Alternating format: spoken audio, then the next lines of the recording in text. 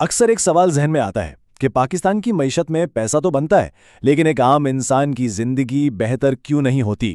تو آئیے آج عشرت حسین کی کتاب Pakistan the economy of an elitist state کی روشنی میں اسی گہرے سوال کا جواب تلاش کرتے ہیں، ایک ایسا معمہ جس نے ملک کی پوری تاریخ پر اپنے اثرات چھوڑے ہیں۔ دیکھیں، سوال بہت سیدھا سا ہے۔ کئی دہائیوں تک پاکستان کی معیشت کاغذوں پر تو بڑھتی رہی، لیکن اس ترقی کا فائدہ عام لوگوں تک آخر کیوں نہیں پہنچا؟ یہ سارا پیسہ جا کہاں رہا تھا؟ تو سب سے پہلے آئیے اس پزل کو ہی سمجھتے ہیں، وہ بنیادی تضاد جو پاکستان کی پوری معاشی کہانی کا مرکز ہے۔ ایک طرف کی کہانی دیکھیں تو اعداد و شمار کمال کے ہیں، مطلب 50 سالوں میں فی کس آمدنی دوگنی ہو گئی، جی ڈی پی کی گروتھ زبردست تھی۔ لیکن، اور یہ لیکن بہت بڑا ہے، دوسری طرف عام لوگوں کی حقیقت بالکل الگ تھی۔ پاکستان انسانی ترقی میں، یعنی تعلیم اور صحت جیسے معاملات میں اپنے پڑوسیوں بھارت، بنگلہ دیش، سری لنکا ان سب سے پیچھے رہ گیا۔ اب یہ جو گراف ہے نا، یہ اس معاملے کو بالکل صاف کر دیتا ہے۔ ساری معاشی ترقی ایک طرف اور لوگوں کی بہتری دوسری طرف، دونوں کے بیچ کا لنک ہی ٹوٹا ہوا تھا۔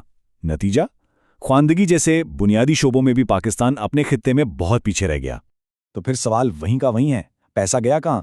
کتاب کے مطابق اس کا جواب ایک ایسے نظام میں ہے جسے، اور یہ لفظ غور طلب ہے، ڈیزائن ہی اس طرح کیا گیا تھا۔ ایک ایسا نظام جس کا مقصد ہی یہ تھا کہ چند لوگ تو امیر سے امیر تر ہوتے جائیں، بھلے ہی اس کی قیمت کروڑوں لوگوں کو غربت میں رہ کر چکانی پڑے۔ یعنی مصنف کا کہنا ہے کہ پاکستان کی معیشت خراب نہیں ہے، بلکہ یہ بالکل ویسے ہی کام کر رہی ہے جیسا اسے بنایا گیا تھا۔ فرق صرف اتنا ہے کہ اسے بنایا ہی ایک چھوٹے سے خاص ایلیٹ کلب کے فائدے کے لیے گیا تھا۔ اور یہ ایلیٹ کلب ہے کون؟ یہ ہیں فوجی جرنیل، سینئر بیوروکریٹس، بڑے زمیندار، صنعت کار، یعنی وہ لوگ جو آبادی کا شاید 1% بھی نہیں، لیکن طاقت ہمیشہ انہی کے ہاتھ میں رہتی ہے۔ اس سے فرق نہیں پڑتا کہ حکومت کس کی ہے۔ اس ماڈل کو بہتر سمجھنے کے لیے آئیے اس کا موازنہ مشرقی ایشیا سے کرتے ہیں۔ جنوبی کوریا جیسے ملکوں نے کیا کیا؟ انہوں نے مشترکہ ترقی کا ماڈل اپنایا، یعنی جو بھی ترقی ہوئی اس کا فائدہ سب میں تقسیم کیا، لوگوں کی تعلیم، ان کی صحت پر سرمایہ کاری کی، اور نتیجہ لاکھوں لوگ غربت سے نکل گئے۔ پاکستان نے اس کے بالکل الٹ ایک الگ راستہ چنا۔ اچھا، تو اب آتے ہیں اس بات پر کہ یہ نظام آخر چلتا کیسے ہے۔ عملی سطح پر یہ اشرافیہ طبقہ معیشت سے دولت نکالتا کیسے ہے؟ اس کی ایک زبردست مثال 1960 کی دہائی سے ملتی ہے۔ اس وقت کے چیف اکانومسٹ ڈاکٹر محبوب الحق نے بتایا کہ ملک کے 66% صنعتی اثاثے، 70% انشورنس اور 80% بینکنگ پر صرف اور صرف 22 خاندان قابض تھے۔ سوچیں، یہ اس نظام کا ایک بنیادی طریقہ تھا، چند خاص خاندانوں کے لیے اجارہ داریاں بنا دینا۔ ایک اور بہت بڑا طریقہ ہے ریئل اسٹیٹ کا کھیل۔ یہ ایک پورا لوپ ہے۔ دیکھیں ہوتا کیا ہے۔ ریاست پہلے عوامی مقصد کے نام پر سستی زمین لیتی ہے، پھر وہی زمین اشرافیہ کو، افسروں کو، ججوں کو، تاجروں کو کوڑیوں کے دام الاٹ کر دی جاتی ہے۔ وہ لوگ اسے مارکیٹ قیمت پر بیچ کر اربوں روپے کماتے ہیں، اور ٹیکس صرف اس سرکاری کم قیمت پر دیا جاتا ہے، باقی سارا پیسہ کالا دھن۔ اور یہ یاد رکھنا ضروری ہے کہ یہ سب کوئی اتفاق نہیں تھا، یہ ایک سوچی سمجھی حکمت عملی تھیں۔ پالیسیاں ہی ایسی بنائی گئیں جن کے ذریعے زراعت سے، جہاں ملک کی اکثریت کام کرتی تھی، پیسہ نکال کر اشرافیہ کی صنعتوں میں ڈالا جائے۔ اس سارے کھیل میں نقصان کس کا ہوا؟ چھوٹے کسان کا اور عام شہری کا۔ تو سوال یہ ہے کہ جب معیشت اس طرح چلائی جائے تو اس کا عام انسان پر، زمین پر کیا اثر پڑتا ہے؟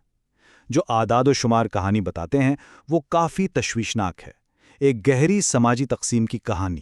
مثال کے طور پر یہ نمبر دیکھیں، گینی کوفیشنٹ۔ یہ بنیادی طور پر امیر اور غریب کے درمیان فرق کو ناپتا ہے۔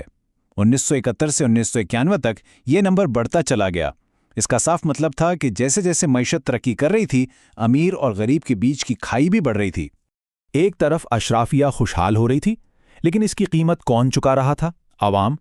لوگوں کی تعلیم پر سرمایہ کاری نہ ہونے کے برابر تھی۔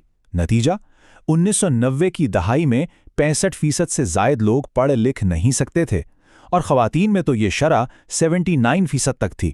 سوچئے ذرا۔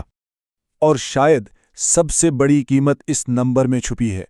ورلڈ اکنامک فورم کی رپورٹ میں پاکستان کا درجہ 149 ملکوں میں سے 148۔ یہ کیا بتاتا ہے؟ یہ بتاتا ہے کہ ہم نے اپنی آدھی آبادی، یعنی خواتین کو معاشی زندگی سے ہی باہر رکھا ہوا ہے۔ ان کی لیبر فورس میں شرکت 25% سے بھی کم ہے۔ تو اتنی گہری تشخیص کے بعد کیا اس سے نکلنے کا کوئی راستہ بھی ہے؟ بالکل، کتاب صرف مسئلے کی نشاندہی نہیں کرتی، بلکہ ایک زیادہ انصاف پسند مستقبل کے لیے ایک واضح ایجنڈا بھی دیتی ہے۔ اور اس کا بنیادی حل ایک گہری تبدیلی ہے، استحصالی اداروں سے شمولیتی اداروں کی طرف تبدیلی۔ آسان لفظوں میں ایک ایسے نظام کی طرف جانا جہاں قانون اور ادارے چند لوگوں کے لیے نہیں بلکہ ہر شہری کے لیے کام کریں۔ اس کے لیے مصنف نے ایک 3 نکاتی ایجنڈا دیا ہے۔ پہلا، عدالتی اور حکومتی اصلاحات تاکہ قانون کی بالادستی ہو۔ دوسرا، انسانی سرمایہ یعنی لوگوں کی تعلیم اور صحت میں ایسی سرمایہ کاری جو پہلے کبھی نہ ہوئی ہو۔ اور تیسرا، تحفظ پسند پالیسیاں ختم کر کے اصل مارکیٹ مقابلے کو فروغ دینا۔ لیکن یہیں آ کر ہم سب سے بڑے چیلنج سے ٹکراتے ہیں۔ جیسا کہ کتاب میں بھی اشارہ ہے، پاکستان میں منصوبے تو ہمیشہ بہت اچھے بنتے ہیں، اصل مسئلہ ہمیشہ ان پر عمل درآمد کا رہا ہے۔ تو یہ تجزیہ ہمیں اس آخری اور شاید سب سے اہم سوال کے ساتھ چھوڑ جاتا ہے کہ کیا اس دفعہ کچھ مختلف ہو سکے گا؟